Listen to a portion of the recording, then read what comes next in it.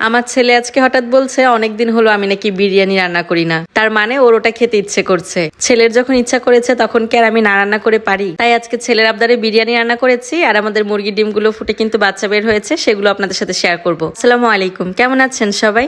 আশা করছি সবাই ভালো আছেন। আমরা আলহামদুলিল্লাহ ভালো আছি। আজকে ছেলে হঠাৎ করে বলছে যে আম্মু তুমি তো অনেকদিন বিরিয়ানি রান্না করো না। পরে বললাম কেন, তোমার খেতে ইচ্ছে করছে? পরে বললো হ্যাঁ, গরুর মাংসের বিরিয়ানি রান্না করবো নাকি মুরগির মাংসের বিরিয়ানি রান্না করবো। ও সেটা আর বলতে পারলো না, তো ভাবলাম গরুর মাংসের বিরিয়ানি রান্না করি। আমি মাংসটা মেরিনেট করে রেখেছিলাম কিছু সময়, তারপরেই তো বাইরে চুলায় নিয়ে এসেছি। আমি সবকিছু দিয়ে মাংসটা মেখে রেখেছি, এখন শুধু এটা তেলের উপর রান্না করে নিলেই হয়ে যাবে। আর কোনো কিছু এতে অ্যাডও করতে হবে না। আমি তো খুব সহজে বিরিয়ানি রান্না করি, তো সেভাবেই আজকে রান্না করেছি। চুলার কাছে কিন্তু আমি ভাবিকে বসিয়ে রেখে ঘরে চলে গিয়েছিলাম, আমি পোলাওটা বসাবো। আচ্ছা, আজকে একটা জিনিস ক্লিয়ার করি, আমাদের বাসায় যে রান্না বান্না হয় প্রতিদিন, সেটা কিন্তু ম্যাক্সিমাম রান্নাই আমার ভাবি করে। আমি শুধু রান্নার সময় তার পাশে বসে থাকি, একটু বলে দেই যে এভাবে এভাবে রান্না করেন। আর যখন আমি বাইরে রান্নাঘরে থাকি তখনও কিন্তু বাবা মার কোলেই থাকে, কারণ আমাদের বাসায় বড় কেউ নেই যে তার দায়িত্বে আমি বাবুকে রেখে আমি বাইরের চুলায় রান্না করতে যাব। এই কারণে দেখা যায় যে ভাবি যখন বাইরের চুলায় রান্না করে আমি ভাবির পাশে বসে থাকি বাবুকে কোলে নিয়েই। তো বাবুকে কোলে নিয়ে আসলে কোনো রান্না করাই সম্ভব হয় না, তবে মাঝে মাঝে দুই একটা আইটেম ইচ্ছা করলে আমি রান্না করি, তখন দেখা যায় যে ভাবি বাবুকে সামলায়। তো এই কথাগুলো বলার একটাই কারণ, আমার ভিডিও যারা দেখেন তার ভেতরে একজন দুইজন আপু আমাকে কমেন্ট করেন যে আপনি তো রান্না করেন না, তাহলে আপনি কেন বলেন যে আপনি রান্না করছেন? তো ওই জন্যই আর কি ক্লিয়ার করলাম যে রান্না না করলেও আমার রান্নার পাশেই বসে থাকতে হয়, যেহেতু আমি টুকটাক ভিডিও নেই।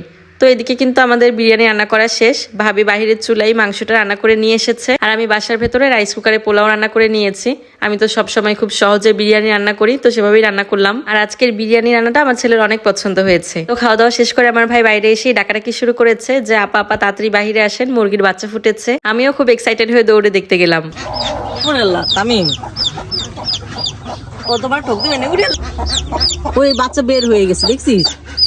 ওই যে কর্নার একটা বাচ্চা কই গেল, আমার ভাইয়ের হাতে ক্যামেরা, তো আমাকে বলছে ওই ঝুড়ি ধরে টান দিতে। আমার এত সাহস নেই বাবা, শুধু শুধু সেদে সেদে গিয়ে আমি মুরগির কামড় খেতে পারবো না।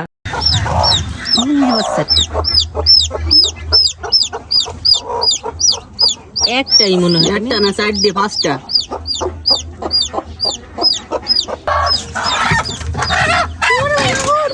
তোর বাচ্চা রেখে যাবে না।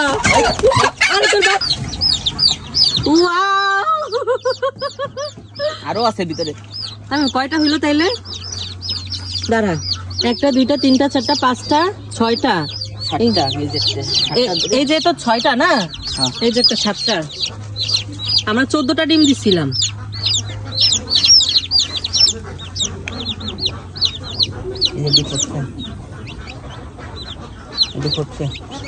ফুটবে এগুলা।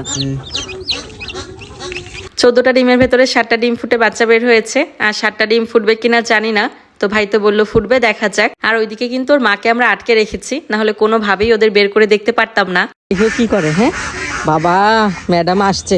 সরি সরি সরি, তোমাকে ডিস্টার্ব করার জন্য আমরা খুবই দুঃখিত। যাও বাচ্চাদের কাছে যাও।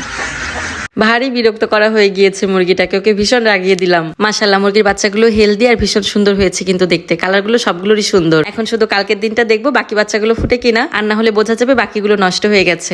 তো আজকে আমাদের মালটা গাছ থেকে 2টা মালটা ছিঁড়ে নিলাম, এই দুটো বড় হয়ে গিয়েছিল, তাই ভাই বললো পেঁপে গাছটাও একটু দেখাই, মাশাআল্লাহ কত পেঁপে হয়েছে। আজকের ভিডিওটা এখানেই শেষ করে দিচ্ছি, ভালো লাগলে অবশ্যই একটা শেয়ার করে দিবেন। সবাই ভালো থাকবেন, আল্লাহ হাফেজ।